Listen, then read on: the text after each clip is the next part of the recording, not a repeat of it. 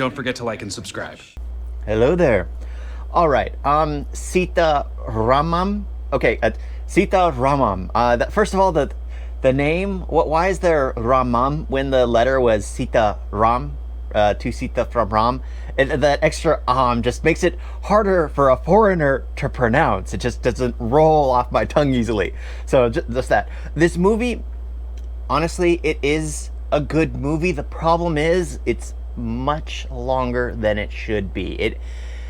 It felt like it was dragging its feet not halfway through, almost immediately. It took 30 minutes just to get the ball rolling. I didn't know it was a romance, because I remember watching the trailer. It's like, oh, it's a romance. It seems interesting. I'm going to like it. And then watching the movie, it starts off with war. It starts off with terrorism. It starts off with, and it's just like, oh my gosh, what the heck what's the mood of this film?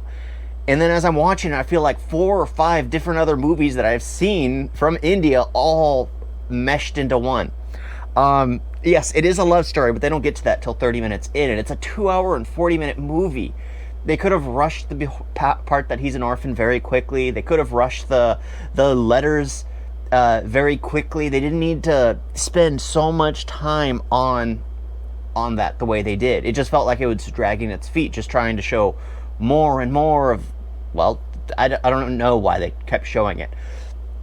The movie, I felt like I was trudging along. Honestly, I didn't get really interested in the movie until you find out, well, because I didn't like the girl who's searching for him. I didn't care for her. Of course, I only found the movie interesting when they introduced her past. It was like, oh, okay. But of course, they introduced that like a few minutes before as well. So it doesn't really establish much, and it doesn't give us time to figure it out for ourselves. Because they don't give you anything to work with. Unlike the person who's sending him the letters, immediately you already know that it's someone important. Immediately you already know that, oh, they're doing there are hundreds of movies like this where someone pretends to be someone they're not just to get it.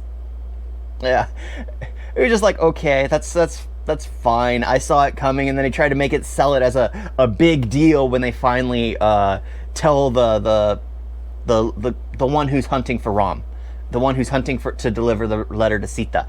They try to make it seem like a big thing, but it's like, nope, this is not big. If you were looking for information, it probably would have been easy to find. It seems like they've made it simple to find her, but at the same time, it's not simple to find her.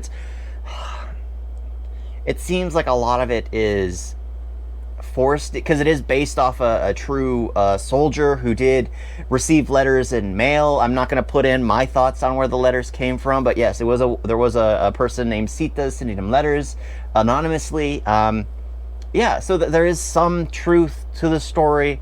There are, but it's just, oh my gosh, maybe the whole person who's hunting for him, that's a true story part too. I just primarily focused on the letter aspect, because at the very end they say she actually apologized, and because it kind of takes her focus, even though she's not the main character. It takes her focus on it, which is why they introduced the beginning of the fact that she's from Pakistan, where she was raised, and she has hatred towards India, all those things established, and then she basically picks up the crap.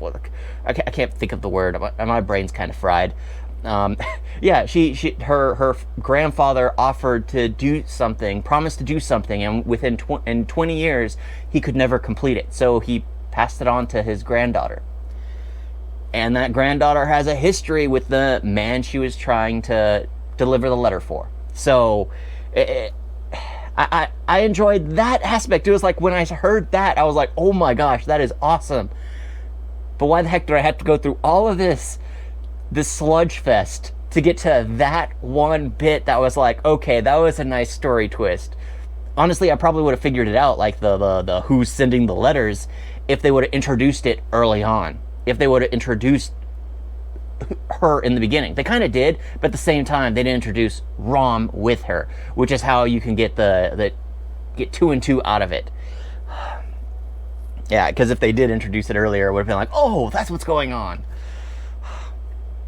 So, I like the movie. I just feel like they should have edited out much more. It feels like there's too much in there for anyone to really fully commit to it because I felt like I needed to pause it several times and just I need to do something else. I gotta move. It